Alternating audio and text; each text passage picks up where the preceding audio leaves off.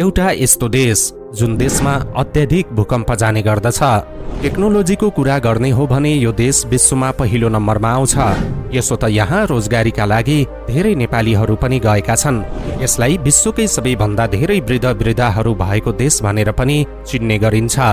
दर्शकवृन्द, आज हामीले एसिया महादेशमा पर्ने एउटा सुन्दर देश जापानको बारेमा केही नसुनेका रोचक तथ्यहरू प्रस्तुत गर्नेछौँ। कृपया भिडियो अन्तिमसम्म हेर्नुहोला। हाम्रो युट्युब च्यानल एचडी अनलाइन मिडियामा नयाँ हुनुहुन्छ भने कृपया हामीलाई सब्स्क्राइब पनि गर्नुहोला र तपाईले यो भिडियो कुन ठाउँदेखि हेर्दै हुनुहुन्छ कृपया कमेन्ट पनि गर्नुहोला।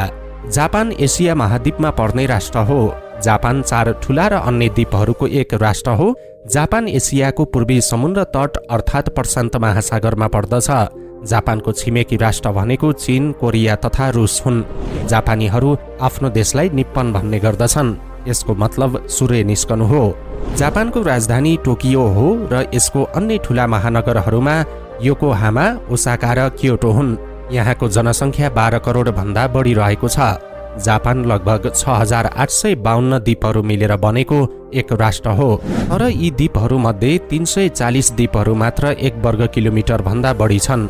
यसको केवल 4 द्वीपहरूले मात्र 97% भाग ओगटेका छन् भने 6849ले 3% भाग ओगटेका छन्।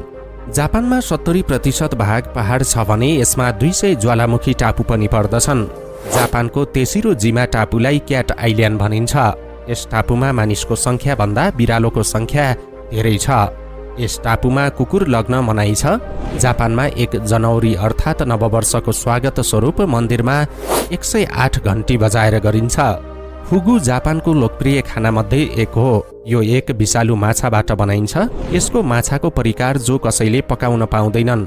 यसलाई लाइसेन्स भएका कुकहरूले मात्र पकाउन पाउँछन् भने कुकहरूले पहिला आफूले चाखेर पाहुनालाई दिने गर्दछन्। यदि यो माछाको विष लाग्यो भने छिट्टै मृत्यु हुन सक्छ। यस फुगु परिकारको लाइसेन्स लिनका लागि 7 देखि 11 वर्षसम्म ट्रेनिङ लिनुपर्ने हुन्छ।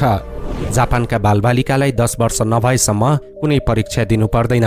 जापानका पत्र पत्रिका र न्युज च्यानलमा नेपालको जस्तै दुर्घटना, वाद विवाद, राजनीति, फिल्मी मसलादार न्युज आदिलाई प्राथमिकता दिइँदैन। जापानका समाचारमा आधुनिक जानकारी दिने समाचार प्रस्तुत गरिन्छ। यसो त पछिल्लो समय जापानमा रोजगारी र अध्ययनका लागि जाने नेपालीको संख्या पनि अत्याधिक रहेको छ। यस देशको जुनसुकै स्थानमा नेपालीलाई भेट्न सकिन्छ। दर्शकवृन्द, सुमो जापानको सबैभन्दा लोकप्रिय खेल हो। यसको साथै बेसबल पनि लोकप्रिय खेलमा पर्दछ। जापानको साक्षरता दर विश्वको सबैभन्दा धेरै मध्येमा पर्दछ, जुन लगभग 100% कै हाराहारीमा रहेको छ। जापानमा केवल 4% मात्रै जनता बेरोजगार रहेका छन्। दर्शकवृन्द, जापानमा एउटा यस्तो रोचक घटना पनि घटेको थियो। एक विदेशी विद्यार्थी जापानमा अध्ययनको सिलसिलामा आएका थिए।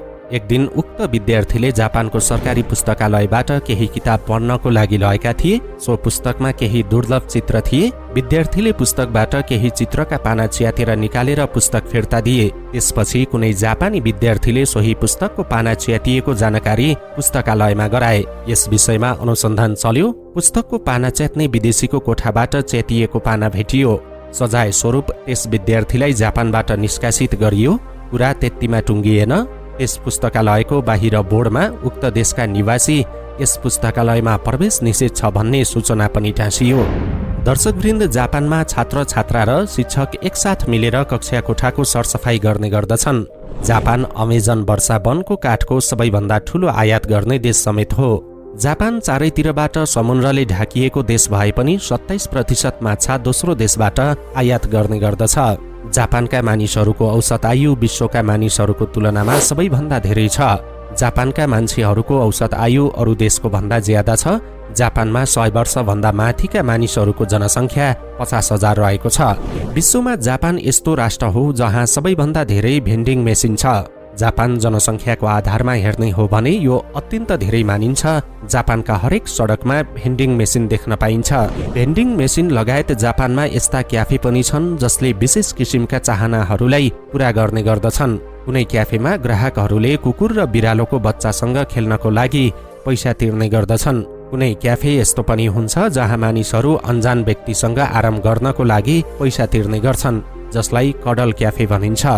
यसो त मुस्लिमलाई नागरिकता नदिने एकमात्र राष्ट्र जापान हो। जापानको 84% जनसङ्ख्या शिन्तो तथा बौद्ध दुवै धर्महरूको अनुसरण गर्ने गर्छन्। जापानमा 11 मार्च 2011 आएको भूकम्प सबैभन्दा ठूलो भूकम्प थियो। जापानमा हरेक वर्ष 1500 भूकम्पका कम्पन आउने गर्छन्, अर्थात् हरेक दिन 4वटा भूकम्प जाने गर्दछ। जापान एक यस्तो राष्ट्र हो जसले अन्तर्राष्ट्रिय बन्देजका बावजुद व्हेल माछाको शिकार गर्दै आएको छ। शिकार गरेपछि उक्त माछा बजारमा ल्याएर बेच्ने गरेको अन्तर्राष्ट्रिय आरोप छ। दर्शकवृन्द, जापानीहरूसँग सोरी भन्नका लागि 20 भन्दा धेरै तरिका छन्। जापानमा हत्याको दर विश्वमा एन्डोरा युरोपियन राष्ट्रपछि सबैभन्दा कम छ। जापानमा 2 लाख मध्ये 1 को हत्या हुने गर्दछ। जापान विश्वमा यस्तो एकमात्र देश हो जसमा परमाणु हमला भएको छ। परमाणु हमला अमेरिकाले सन् 1945 को 6 र 9 अगस्टमा हिरोसिमा र नागासाकीमा गरेको थियो। यसमा प्रयोग गरिएको बमलाई लिटिल वाई फ्याटम्यानको नाम दिएको थियो। जापानी मानिसहरू समयको पक्का हुने गर्दछन्। यहाँ ट्रेन पनि धेरैमा 18 सेकेन्ड ढिलो हुन सक्छ। त्यसैले घडीको समय जापानका ट्रेनसँग मिलाउँदा पनि हुन्छ भन्ने प्रचलन रहेको छ। जापानमा अत्याधिक रूपमा कमिक बुकहरू प्रकाशित हुने गर्दछ। जापानमा प्रकाशित कुल किताबमध्ये 20% कमिक बुकहरू पर्दछन्। 2015 सम्म जापानमा धेरै रातिसम्म नाच्न पाइँदैन थियो। जापानमा एक यस्तो बिल्डिङ छ जसको बीचबाट हाइवे रोड छ। यसो त जापानमा कालो बिरालोलाई भाग्यशाली मानिन्छ। जापानमा 90% मोबाइल वाटरप्रुफ हुन्छन्, किनकि जापानका मान्छेहरू नुहाउने बेला पनि मोबाइल प्रयोग गर्छन्। जापान दुनियाँको यस्तो देश हो जहाँ सबैभन्दा बढी अटोमोबाइल निर्माण पनि हुन्छ। दर्शकवृन्द, तपाईलाई अचम्म लाग्न सक्छ, जापानमा घोडाको मासु प्रचलित छ। घोडाको मासुलाई मसिनो गरी काटी काँचै खान दिइन्छ, जसलाई बासासी भनिन्छ।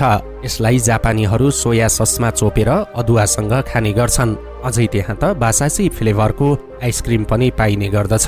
दर्शकवृन्द, चीन सबैभन्दा बढी चिया उपभोग गर्ने देशको रूपमा चिनिन्छ भने जापानलाई सबैभन्दा बढी कफी उपभोग गर्ने देशमा चिनिन्छ। जमाइकाको कफी प्रोडक्सनको 85% कफी जापानले नै निर्यात गर्ने गर्दछ। विश्वको सबैभन्दा धेरै वृद्ध-वृद्धाहरू भएको देश जापान हो, जहाँ कुल जनसङ्ख्याको करिब 23% मानिसहरूको उमेर 65 वर्षभन्दा बढी रहेको छ। वृद्ध-वृद्धालाई निकै आदर सत्कार गर्ने संस्कृति जापानमा छ, चाहे त्यो खाने बेला होस् या सवारी साधनमा होस्।